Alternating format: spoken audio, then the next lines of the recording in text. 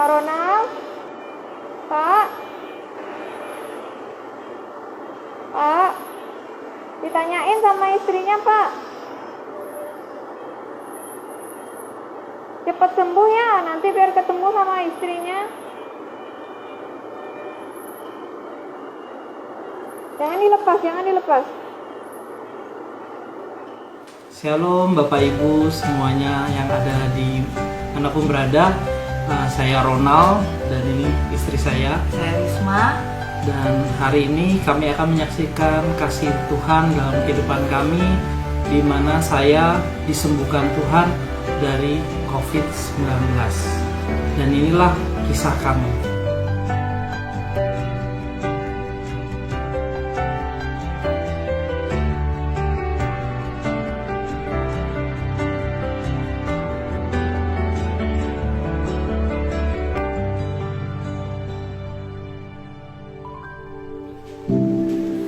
Baik, hari ini kami akan menceritakan dan lebih tepatnya lebih lengkapnya bersama istri saya yang awalnya. Shalom Bapak Ibu Saudara semua yang dikasihi Tuhan. Kami tahu dalam situasi pandemi ini nggak mudah, tapi kami percaya bahwa ada perlindungan Tuhan di dalam situasi pandemi ini. Dan kami itu sekitar bulan September pertengahan, suami saya sakit demam di hari pertama, kedua, bahkan di hari ketiga. Dia merasakan demam, batuk, dan bahkan dia merasakan awal pertamanya adalah gejala tipes, merasa demam naik turun seperti tipes. Terus terakhir dia batuk, dan itu saya sudah worry, aduh Tuhan gimana nih ya, kondisi dia kok semakin hari semakin buruk. Dan saya sempat merawat dia, sempat memberikan obat yang juga saya minta juga dari dokter untuk dia bisa dikonsumsi di rumah. Tapi selama 3 hari dia merasakan sangat sakit dalam tubuhnya, bahkan untuk dia bergerak aja susah saat itu kondisinya. Dan entah kenapa perasaannya saya sudah langsung worry, dan saya memutuskan untuk saya bawa ke rumah sakit. Saat itu sekitar jam 12 malam, saya udah nggak bisa merasakan pernafasan itu, nggak bisa sesak, dan saya nggak bisa mencium bau, dan makanan pun nggak bisa ngerasain enaknya makanan tuh, nggak ada rasa gitu. Jadi ketika suami saya merasakan sakit selama 3 hari, saya langsung telepon. Pertama saya telepon sahabat kami, kami minta pendapat untuk bagaimana bisa bawa suami saya, dan akhirnya kami untuk coba telepon pihak ambulans. Nah, ketika kami telepon pihak ambulans, begitu banyak mungkin pasien yang begitu banyak pasien yang dijemput ambulan, jadi agak susah saat itu kondisi untuk kami dapat ambulan. Dan suatu ketika kami memutuskan untuk bawa suami kami dengan kendaraan. Akhirnya teman-teman kami datang sekitar 6 pasangan untuk datang ke rumah, dan bahkan suami saya nggak bisa berdiri saat itu. Jadi dia untuk dibawa dari lantai atas ke bawah itu butuh bantuan, dan kami semua bahkan teman-teman itu menggendong suami saya untuk membawa suami saya sampai ke mobil, dan bahkan di perjalanan menuju rumah sakit. Dan sampai di rumah sakit itu hujan lebat, dan sekitar itu kami datang ke rumah sakit pemerintah rujukan COVID. Nah, akhirnya di situ difasilitasi pemerintah di rumah sakit. Akhirnya suami saya mengalami beberapa tes yaitu mulai dari rapid sampai swab. Dan akhirnya di tes swab kedua, suami saya dinyatakan positif COVID-19. Di situ saya sebagai istri jujur berat dan nangis, nggak tahu harus bagaimana. Bukan karena soal suami saya selain sakit COVID-19, suami saya ngalamin kondisi yang sangat kritis. Karena saat itu saturasi oksigen dia 30%. Bapak Ibu Saudara, bahwa normalnya manusia itu saturasinya adalah 95%. Ketika 30% dan dia ngalamin ngerasakan sesak segala macam, itu saat itu waktu dimasukin ke rumah sakit bahkan dimasukin ke IGD sampai pada akhirnya ke ICU. Itu dokter sudah sangat, keadaan rumah sakit itu sudah sangat crowded banget, dan bahkan dokter itu sampai marah kepada saya. Ih, ini bener-bener keadaan pasien sangat kritis. Keadaan pasien ini sangat kritis. Ketika dilihat CT scan paru-parunya, toraksnya itu sangat jelek dan sangat buruk. Bahkan saturasinya 30%, normal manusia itu 95%. 30% ini tuh sangat bahaya dan harus dilakukan tindakan dengan ventilator. Saya saat itu di malam hari itu, waktu menuju pagi itu saya juga nggak tahu harus bagaimana. Saya hanya bisa duduk dan saya hanya bisa berdoa sama Tuhan. Saya nggak tahu harus bagaimana karena kondisi suami saya bukan semakin baik tapi semakin buruk. Akhirnya dokter mengajak saya bicara dan melakukan untuk dia pakai ventilator. Selain ventilator dia harus dipakai beberapa alat medis. Saya juga nggak benar karena kondisi pasien dia harus diobservasi. Jadi ketika dimasukin ICU itu hati saya bergejolak, Tuhan, saya nggak tahu harus bagaimana lagi. Saya hanya minta Tuhan sembuhkan suami saya. Dan ketika suami saya sudah ngalamin krisis sampai 12 jam dan habis itu dipindahkan ke ruang ICU isolasi COVID. Nah, ketika suami saya dipindahin ke situ, dia sudah mengalami antara sadar dan tidak sadar. Jadi dia mengalami yang namanya hipoxia, yaitu kadar oksigen di dalam darah yang berkurang, saturasi jadi saturasi 30%. Harusnya normalnya manusia ketika bisa bernapas dengan baik itu 95%. Jadi kalau di bawah 50% saja sebenarnya seluruh organ tubuh itu tidak bekerja dengan baik. Bahkan baik itu ginjal, baik itu semua itu tidak akan bekerja dengan baik. Bahkan ini 30% itu ajaibnya jantungnya dia masih bisa berdenyut gitu. Dan di situ ketika waktu dilakukan di ruang ICU, suami saya semakin hari bukan semakin baik tapi semakin kritis. Kondisi semakin yang hanya minta belas kasihan Tuhan. Saat itu saya hanya ketika dokter ngomong dan saya bilang, Tuhan, ini gimana? Suami saya sakit COVID. Bagaimana ini? Bapak Ibu Saudara tahu bahwa COVID itu juga pasti akan menyebar. Bahkan saya ngelawat dia gitu. Tapi saya percaya bahwa saya pasti sehat gitu. Karena saya tahu suami saya lagi berjuang antara hidup dan mati. Dan saya ketika semakin hari semakin kritis dan akhirnya saat dipasang ventilator keadaannya sangat buruk dan dia kondisinya antara sadar dan tidak sadar, sudah tidak bisa lagi untuk bisa berkomunikasi dengan baik. Saat itu saya hanya bisa berdoa sama Tuhan, dan setiap hari saya datang ke rumah sakit. Tetapi hati saya sebagai seorang istri, saya hanya bisa minta, Tuhan, suami saya lagi berjuang antara hidup dan mati. Bagian saya hanya bisa berdoa di situ. Dan saya datang ke rumah sakit dan saya tanya kepada suster, Tuhan, gimana ya sus?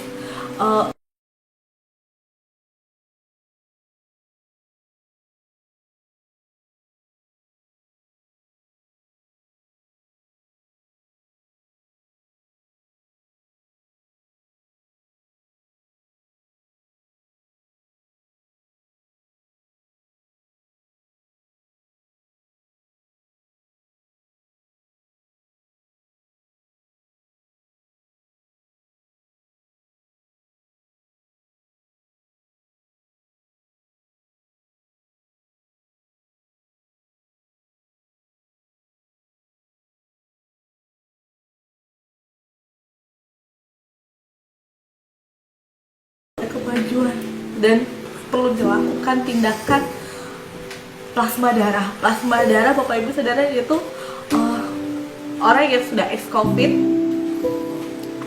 embrionya diambil dan untuk dimasukkan dan transfusikan ke suami saya untuk menaikkan antibodinya. Jadi karena tidak ada obatnya, jadi hanya dilakukan seperti itu untuk membantu, dan itu juga belum tentu Bapak Ibu Saudara sampai dia bisa menaikkan saturasi oksigennya dia gitu.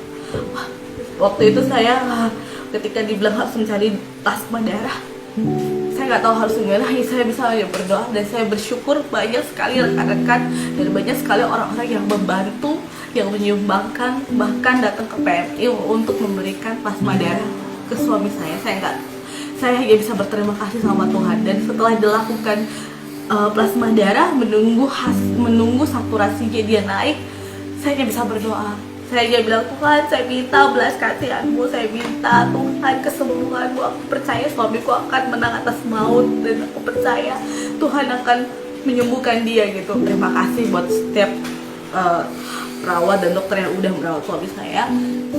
Ketika itu perawat WA saya, Bu, Bapak mau bicara. Di situ saya kaget, dan suami saya bisa ciuman, bisa ngobrol walaupun keadaan dia masih pakai ventilator, dan walaupun keadaan masih dalam keadaan yang saturasi masih belum naik yang masih belum naik yang maksimal gitu. Tapi saya melihat di situ kuasa Tuhan dinyatakan. Saya melihat bagaimana Tuhan menolong suami saya gitu. Bahkan di tengah-tengah situasi pandemi ini, COVID yang dia ngalamin kritis, saya tahu itu Tuhan lagi bersama dia gitu. Dan saat itu Bapak Ibu Saudara, saya nggak tahu, saya hanya bisa menjerit di rumah sakit, saya hanya bisa nangis dan berdoa. Saya begitu berterima kasih, banyak sekali hamba-hamba Tuhan, semua orang, bahkan Bapak Ibu Gembala, semua hamba-hamba Tuhan yang dapat kabar suami saya sakit, teman-teman itu banyak sekali mendoakan kami, tiap hari berdoa untuk kami. Saya hanya bisa bilang, Tuhan, thank you. Saya bisa bilang terima kasih. Saat itu saya percaya bahwa walaupun tidak ada dasar untuk berharap, saya tahu saya punya Tuhan. Dan untuk selama dia ngalamin sakit, selama dia ngalamin ini, Bapak Ibu Saudara, suami saya ngalamin perjumpaan dengan Tuhan. Jadi Bapak Ibu, saya menyaksikan kasih kebaikan Tuhan buat Bapak Ibu. Di tengah-tengah saya dalam keadaan koma, saya merasakan tubuh saya itu melayang dari atas tempat tidur. Ketika itu saya sudah berada di ruangan yang saya nggak tahu itu di ruangan ICU atau di ruangan IGD-nya, tetapi mata saya sudah terbuka dan saya melihat tubuh saya sudah terbang dari tempat tidur itu, dan saya melihat plafon ruangan itu terang, dan tiba-tiba tubuh saya naik ke atas, dan saya melihat saya melayang dan naik ke atas dan masuk dalam terangnya plafon itu. Lalu Bapak Ibu, saya tiba-tiba setelah saya masuk dari tempat itu, lalu saya tiba-tiba berada di sebuah taman yang indah sekali. Tamannya dengan ada depan itu saya kayak berada di agak dataran tinggi ya. Terus saya melihat pepohonan yang hijau yang aneh dan unik ya. Saya nggak pernah melihatnya di bumi. Dan itu ada danau kecil. Terus saya lihat ada aliran air dari langit, ada warna kebiruan, ada warna keunguan seperti aurora ya. Terus saya melihat galaksi yang terang sekali di atas langit itu, dan saya melihat taman yang begitu indah di kiri kanan, dan saya melihat ada pohon di sebelah saya, saya lihat buahnya warna kuning kemerah-merahan, dan pohonnya saya juga nggak tahu nama pohon itu apa, tapi beda sekali dengan yang saya lihat. Saya belum pernah melihatnya. Lalu di kiri belakang saya ada, dan dalam waktu saya sedang tertegun dengan indahnya taman itu, saya bisa merasakan sejuknya taman itu, kulit saya bisa merasakan segarnya taman itu, dan saya bisa merasakan kaki saya itu, saya telanjang kaki ya, di situ saya bisa merasakan rumput hijau itu seperti karpet, halus dan lembut gitu ya, dan saya rasakan saya pakai pakaian yang terang silau ya, putih terang begitu ya di tubuh saya, dan saya melihat saya sudah berada di suasana yang begitu luar biasa buat pribadi saya gitu. Saya mendengar ada yang memanggil nama saya, Ronald, anakku gitu.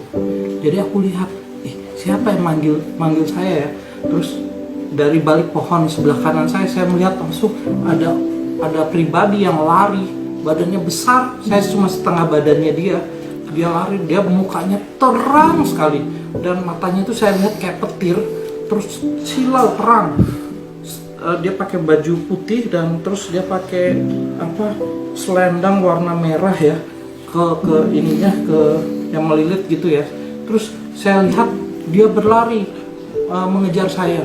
Dia berlari mengejar saya. Saya lihat gini, Tapi saya nggak takut, saya merasa damai, saya merasa tenang. Semakin dia dekat, saya merasa tenang, saya kayak merasa, wah ini sesuatu yang berbeda. Seperti saya kenal pribadi ini. Ketika dia datang, dia berlutut, karena dia besar ya, dia berlutut dengan lutut satu ke sebelah kanan, terus dia peluk saya begini, kepala saya sudah di sini, lalu saya ngerasain pas saya dipeluk, aduh, ada energi yang masuk dalam tubuh saya.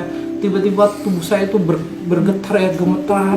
Aduh, tiba-tiba saya menangis. Saya kok ngerasain sesuatu yang luar biasa, sukacita. Hati saya penuh dan damai sekali sih, yang nggak pernah saya rasakan sebelumnya. Ketika saya dipeluk itu, saya merasakan kedahsyatan yang luar biasa dalam hidup saya. Di situ saya tahu saya dipeluk Tuhan saat itu. Jadi Bapak Ibu, ketika saya dipeluk sama Tuhan, tiba-tiba saya melihat sebuah penglihatan. Saya melihat seperti saya berada di suasana itu, dan saya melihat di depan saya ada saya sendiri. Saya waktu masih lahir, saya masih baby, saya sampai kecil TK, SD, SMP, bahkan sampai kuliah, sampai menikah dengan istri saya. Bahkan sampai saya di ruangan ICU, saya melihat diri saya, ada Tuhan di samping saya. Saya melihat Tuhan lagi pegang dada saya waktu pas di ruangan ICU itu. Dia pegang dada saya seperti ini, dan dia di samping saya. Nah, saya melihat dari waktu saya masih kecil, ketika saya latihan naik sepeda, saya nggak tahu ternyata saya diselamatkan Tuhan saat itu, karena ada batu kerikil, karena jalan rumah saya itu masih berbatu-batu, tapi ada beberapa batu yang Tuhan tiup. Terus ketika saya belajar, dia tiup sehingga batu-batu itu minggir tanpa saya tahu. Ternyata saya diselamatkan Tuhan. Kalau tidak, saya mungkin jatuh dan saya kena batu besar di sawah, di samping sawah itu, dan mengantuk kepada kepala saya. Dan saya mungkin saat itu bisa gegar otak ataupun saya bisa meninggal di tempat. Tapi di situ saya lihat Tuhan tolong saya. Mulai SD, terus saya pernah diusir sama bapak saya waktu pas malam jam 2 pagi. Saya lari, saya bingung, terus saya bingung cari di mana, karena jam 2 pagi itu saya nggak berani masuk ke rumah orang kan gitu. Jadi saya jalan kaki dan saya menemukan kuburan. Di samping kuburan ada sanggah gitu ya, sanggahnya orang Bali. Saya tidur di situ karena hangat. Saya tidur di situ dengan pakai sendal saya sebagai bantal tidur saya. Dan pada waktu itu dari tembok kuburan itu ada ular. Saya lihat ada ular itu masuk kuburan itu, masuk ke sanggah itu dan mau menggigit saya. Dan dia 2 meter, warnanya hijau gelap, lalu ada kuning di tubuhnya itu, dan matanya merah. Waktu dia lagi mendekati saya,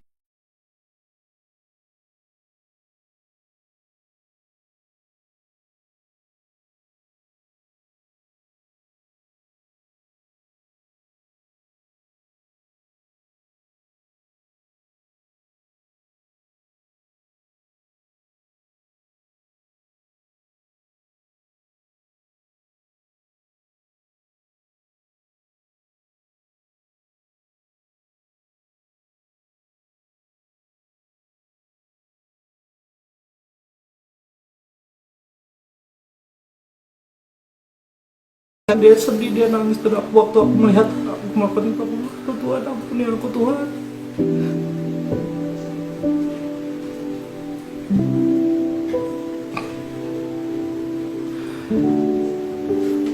Ampuni aku Tuhan Yesus, ampuni aku. Waktu itu saya malu dan saya bilang, ampuni saya Tuhan.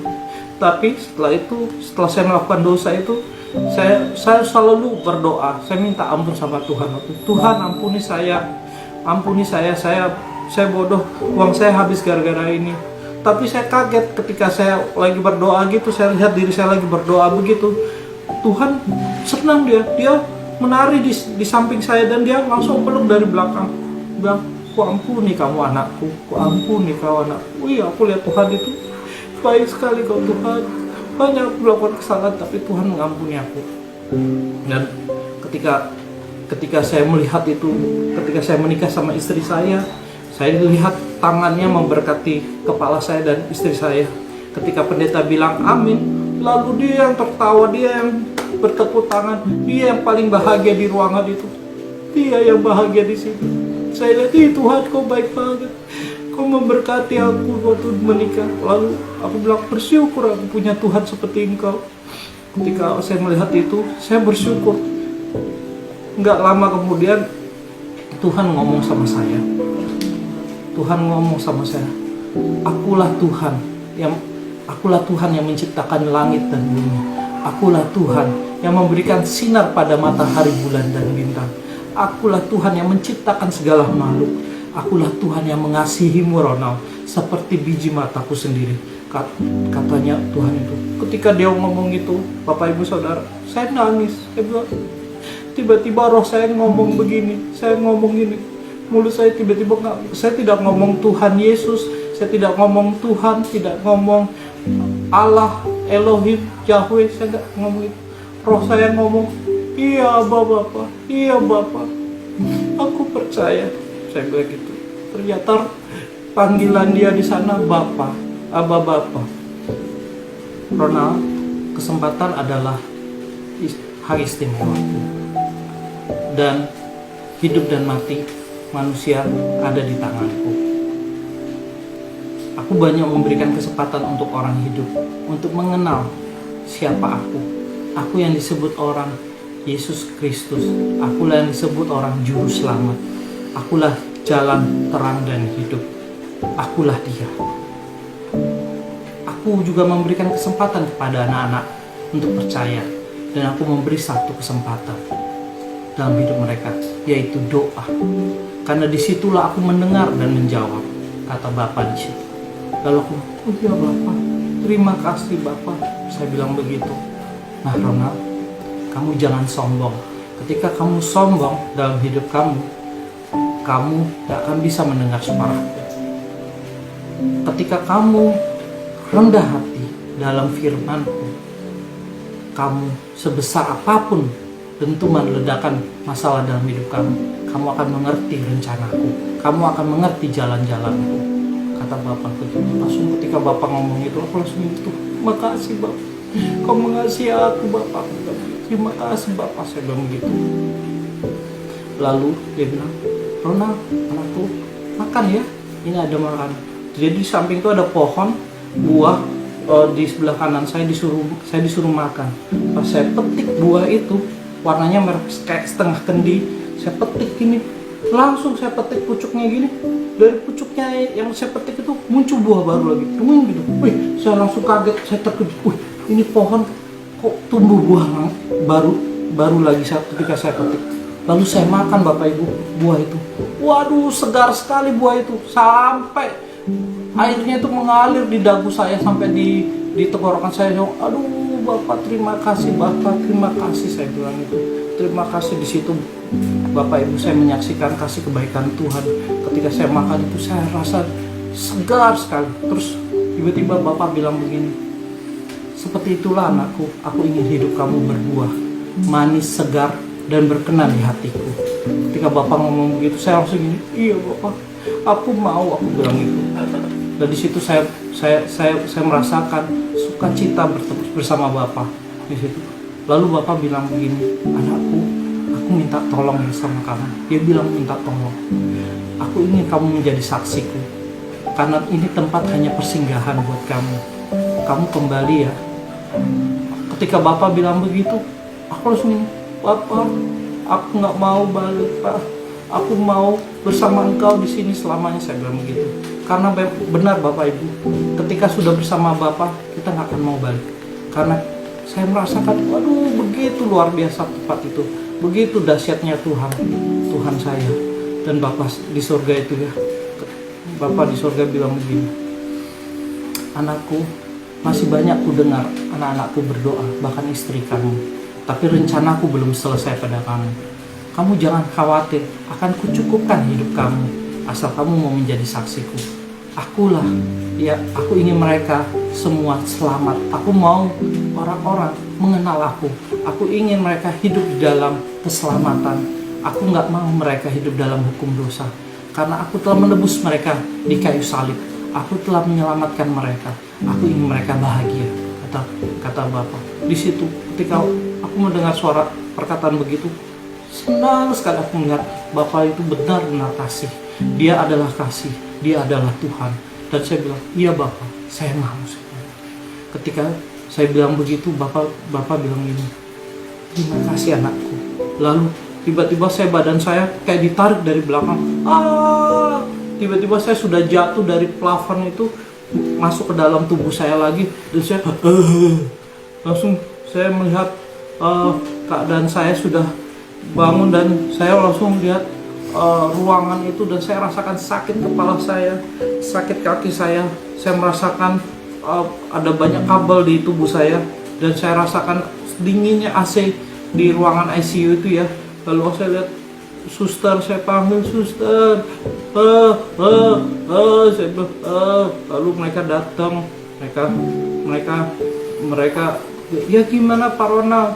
Saya bilang, Tuhan Yesus, saya bilang itu. Saya bilang saya disembuhkan Tuhan Yesus, saya bilang begitu. Terus selang berapa minggu, selang saya di ventilator saya dilepas, dan suara saya masih gak bisa bersuara dulu, tapi setelah bersuara, dokter datang pada saya bilang, Bapak Ronald ini bisa hidup mujizat. Jarang orang bisa, bahkan orang gak bisa di 30% saturasi oksigennya bisa hidup. Di bawah 50% sudah lewat. Kami pikir kami sudah gak lihat Bapak.